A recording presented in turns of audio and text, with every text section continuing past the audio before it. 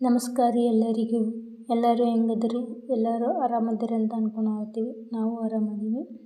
ವರ್ಷ ಅಡುಗೆ ಮನೆಗೆ ಸ್ವಾಗತ. ಫಸ್ಟ್ ಟೈಮ್ ನಮ್ಮ ಚಾನಲನ್ನು ನೋಡ್ತಾ ಇರೋರು ದಯವಿಟ್ಟು ಸಬ್ಸ್ಕ್ರೈಬ್ ಮಾಡಿಕೊಂಡು ನೋಡಿ. ನಿಮ್ಮ ಒಂದೊಂದು ಸಬ್ಸ್ಕ್ರೈಬ್ ಕೂಡ ನಮ್ಮ ಚಾನಲನ್ನು ಬೆಳೆಯಲು ಸಹಾಯವಾಗುತ್ತದೆ. ಅದರಿಂದಾಗಿ ಸಬ್ಸ್ಕ್ರೈಬ್ ಮಾಡಿಕೊಂಡು ನೋಡಿ. ನಾವು ಉತ್ತರ ಕರ್ನಾಟಕದಲ್ಲಿ ಬರೀ ಜೋಳದ ರೊಟ್ಟಿ ಮಾಡ್ತಾರೆ ಅಂತ ಅಷ್ಟೇ ಅನ್ಕೋಬೇಡ್ರಿ. ಹಿಟ್ಟಿನಿಂದ ಈ ರೀತಿಯಾಗಿ ಪಡ್ಡನ್ನು ಸಹ ಮಾಡ್ತಾರೆ. ಈಗ ಇದನ್ನು ಹೇಗೆ ಮಾಡೋದಂತ ನೋಡೋಣ ಬನ್ನಿ. ಮೊದಲು 1 ಕಪ್ಪಷ್ಟು ಜೋಳದ ಹಿಟ್ಟು ಹಾಕ್ಕೊಳ್ರಿ. ಅದಕ್ಕೆ ಕಾಲು ಕಪ್ಪಾಗಷ್ಟು ಬಿಳಿ ರವೆ ಅಥವಾ ಸೂಜಿ ರವೆಯನ್ನು ಹಾಕ್ಕೊಳ್ರಿ. ಈಗ 1 ಚಮಚದಷ್ಟು ಜೀರಿಗೆ ಹಾಕ್ಕೊಳ್ರಿ. ಈಗ ಸಣ್ಣದಾಗಿ ಹೆಚ್ಚಿಟ್ಟಿರುವಂಥ 2 ಉಳ್ಳಾಗಡ್ಡಿ ಹಾಕ್ಕೊಳಕತ್ತೀವಿ ರೀ. ಈಗ ಒಂದು ಅರ್ಧ ಚಮಚಕ್ಕಿಂತ ಸ್ವಲ್ಪ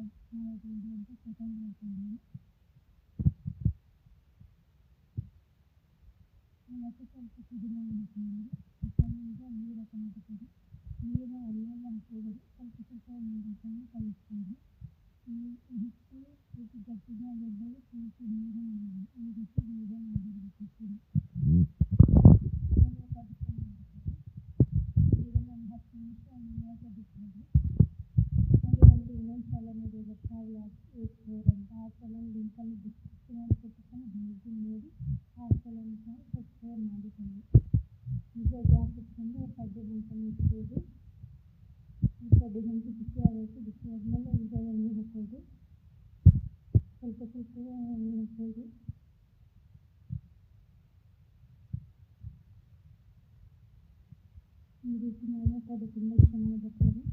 ತುಂಬ ಭಾರಿ ಅದು ಮಸ್ತ್. ಈಗ ಪಡ್ಡು ಹಾಕೋಕ್ಕಿಂತ ಮುಂಚೆ ಹಿಟ್ಟನ್ನು ಚೆನ್ನಾಗಿ ಈ ರೀತಿ ಗರ ಅಂತ ಕಲಿಸ್ಕೊಳ್ರಿ. ಕಲಿಸ್ಕೊಂಡು ಈಗ ಹಾಕಿ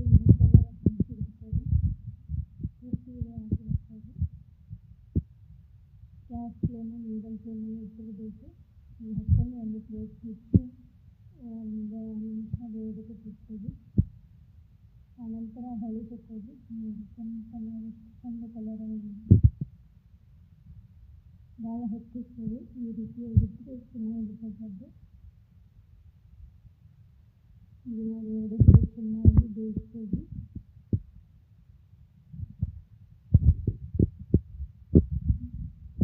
ಜೋಳದ ರೊಟ್ಟಿ ತಿನ್ನೋದು ಬೇಗ ಅಂತೀವಿ, ಅದೇ ರೀತಿಯಲ್ಲಿ ಈ ರೀತಿಯಾಗಿ ಪಡ್ಡು ಮಾಡ್ತೀವಿ. ಈ ರೀತಿಯಾಗಿ ಮಕ್ಕಳ ಪಾತ್ರೆ ಕಳಿಸಿದ್ರೆ ಬಾಕ್ಸನ್ನು ಖಾಲಿ ಮಾಡ್ಕೊಂಡು ಬರ್ತಾರೆ. ಮಕ್ಕಳಿಗೆ ತುಂಬ ಇಷ್ಟ ಆಗುತ್ತೆ ನೋಡಿ.